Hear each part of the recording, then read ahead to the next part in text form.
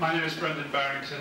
I'm an editor at Penguin Ireland, and on behalf of everyone at Penguin, I wanted to say thank you very much for coming out this evening. It's great to see such a big crowd. I wanted to say as well that we are immensely pleased and proud to be publishing Alan's remarkable book. It's a brave book.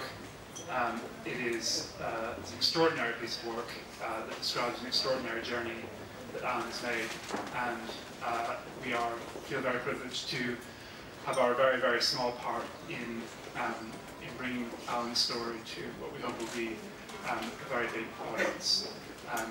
So thanks very much to all of you. I want to thank as well Sheena and everyone else at Eason's for making this evening possible. And I've been asked by Sheena to point out that there are fire exits over there, just in the unlikely event that anything strange would happen in the next few minutes. There are 2 fire exits that way as well as the door you came in. And finally, we're very grateful to John Waters, columnist, author, commentator, who's very kindly agreed to speak to help us launch Disorganised crime into the world. So thanks very much to John Waters.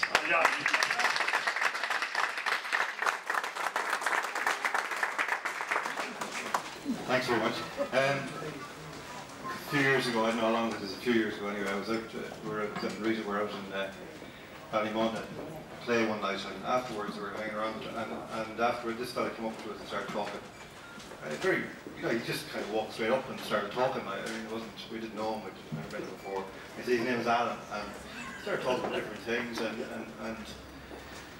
he mentioned he'd written a book and all this, and so he was a very interesting fella, very nice guy, but to be honest, like, if I'd even known half what was in this book, I'd probably run away before. But anyway, he said people tell you to write books, and you kind of half listen to them. And then he said he'd send it to me, and he did eventually send me this book. But I was writing a book of my own at the time, and I said, listen, Alan, I'll come back to you in a few weeks about that. And before I actually got around to reading it, he came back very quickly afterwards to the Penguin Ireland to read the publishing, which blew me away. And also kind of, I suppose, a bit of a disappointment, because I could have actually said, Alan, you should get that book published, and I'd be here claiming credit for it now. You miss these chances in life, But I really feel, that I'm here. It's really, you often get asked to launch things, and out of politeness you'd agree to do things sometimes, But once in a while you kind of get to do things that you kind of know are the real thing, and that. I think with this book, I just have a really strong sense that it's going to be a big thing. It's going to be a big hit for Alan. I really think it's a great book. It's a fantastic read, all that. And it's going to, I think, catch the imagination, because it's somebody coming out of a culture and a place and a time and a situation that we hear about all the time. We hear about it from the outside, and here's a guy who was on the inside and lived it and had the talent and the vision and the understanding to actually put that into words, and to actually stay with his own story, to stay with the pain of it and the frustration of it and the grief of it and everything, and then come out with a story which is really a redemptive story, a fantastic story, the story of the redemptive quality of writing, I suppose, among other things, but fundamentally a story of redemption. And I was just thinking about this book. I mean, a book is a strange thing. I was talking to my daughter today about books, because I have a big thing about the book being the thing. The book is a thing. It's like those things are on the shelves. I can't imagine the idea of a book being up there in cyberspace like a bat hanging, waiting for you to pull it down. A book is a thing, because in a strange kind of way, when I wrote my first book, I actually didn't think it was a book until I saw it in this form. I thought it was just chancing my arm, writing all this stuff, and it was my story. And it had an integrity for that reason, but I didn't really feel that anybody else would share that. Then when it comes into a book form, it's a book, it's a thing, And like a book is it's a hard thing to do, because you're it's an act of faith every day, writing a new page, writing a new sentence, writing a new word, because you don't know where it's going, and you don't know if it's ever going to come to anything.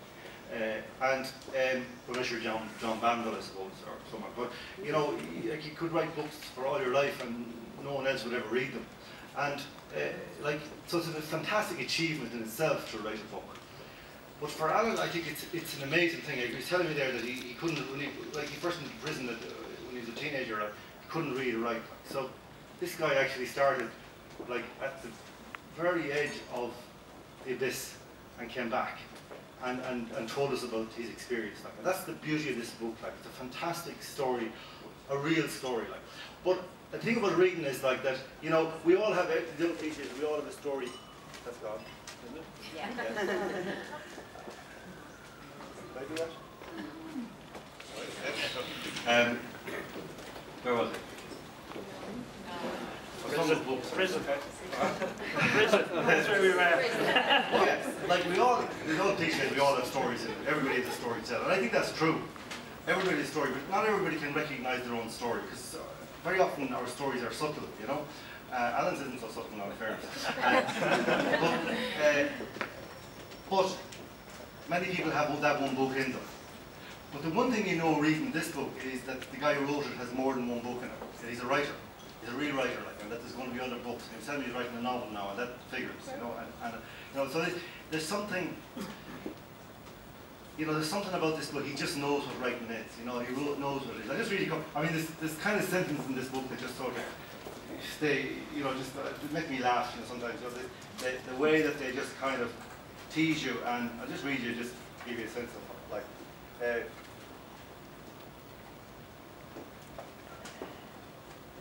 Yeah, this is a very short sentence. But as our relationship progressed, it wasn't long before Shade began getting jealous of me working at the brothel.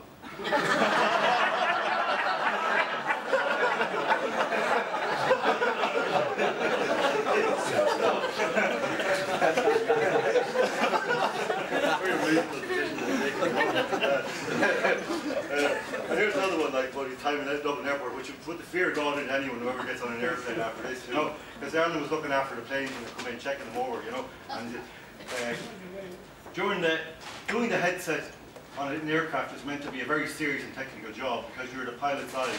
You tell him or her when to release the brakes, when to set them. This is when the airplane is backing in, I guess, into the hangar. When we set them, when to start engines 4, 3, 2, and 1, then you disconnect the tug and bar, complete your external security checks, and release the flight for takeoff.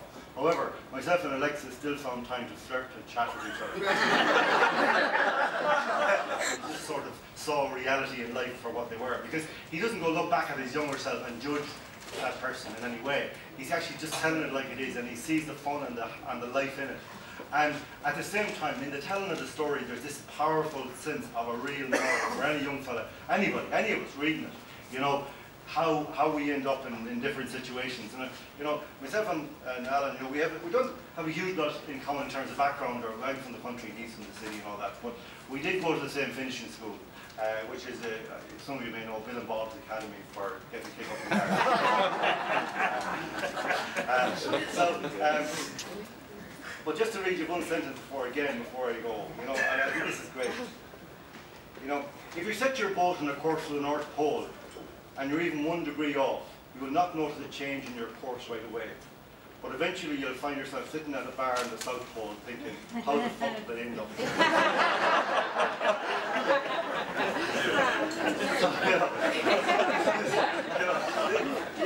This is a fantastic book. I really do feel, standing here, I'm in a few weeks' time, in a few months' time, we're going to be looking at this up there in the charts. And I really hope it does. Thank you very much. Thank you.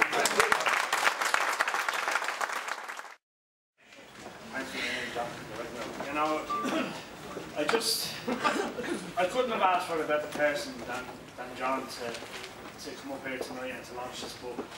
And the reason why, because I know, as John says, I only met him at a play for the first time there, probably maybe a year ago or something.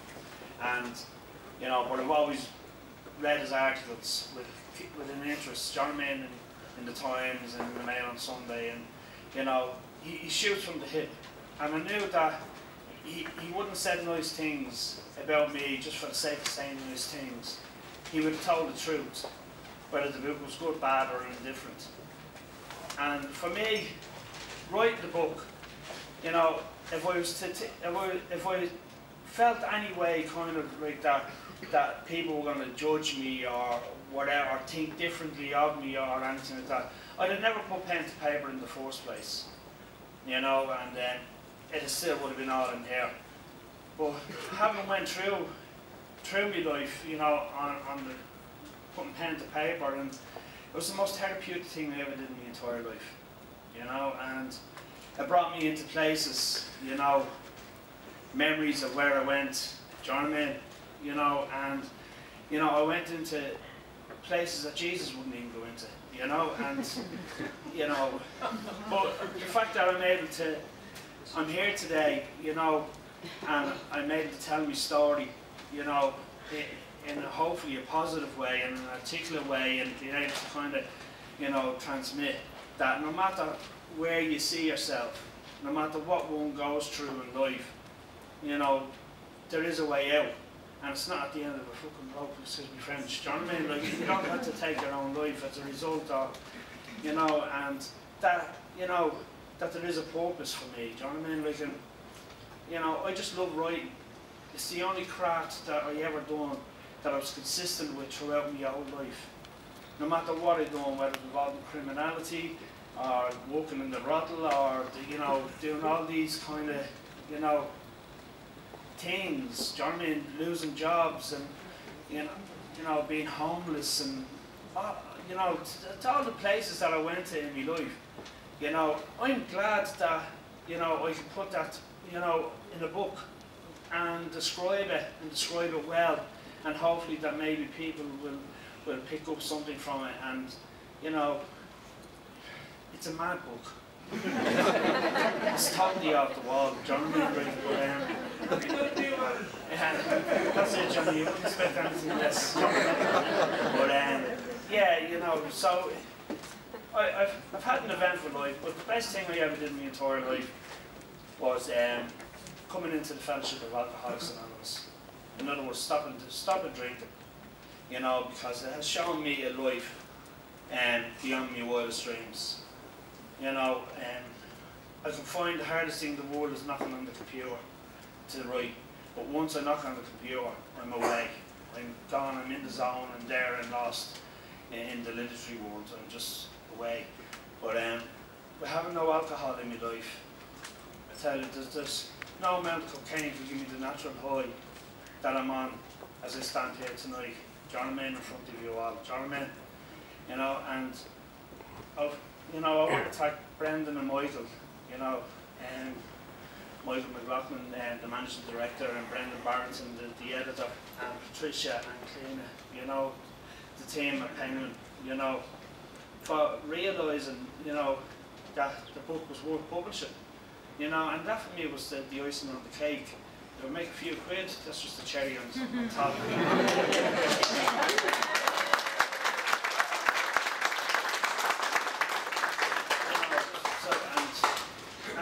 You know, it's just amazing. You know, at least when I die, I'll leave something behind me. You know, I have that behind me, even if it is only for 75 years after I die. But there you go. You know, John, again, you know, I thank you from the very bottom of my heart, John. I really do for coming out and taking the time to, you know, to launch the book for me, and I mean that sincerely, mate. You know, and. It's great to see so many friends here, do you know what I mean? You know, friends from former colleagues from the Sunday World and stuff like that, do you know what I mean? It's really, you know, the ex-chaplain there from St. Patrick's and Mountjoy, Father Mick, do you know what I mean? A great guy, do you know what I mean? Always gave me a job in the church. Led me St. Paul to the Thessalonians. You know, but I just want to thank you all for taking the time to come here tonight, you know, and you know, as John says, I'm started on my second book, and long may it continue, do you know what I mean? I can't do anything else but write. I'll never be a brickie or an electrician or anything like that, do you know what I mean? I'm a writer and that's it. But I leave you some lovelies and enjoy the rest of the day.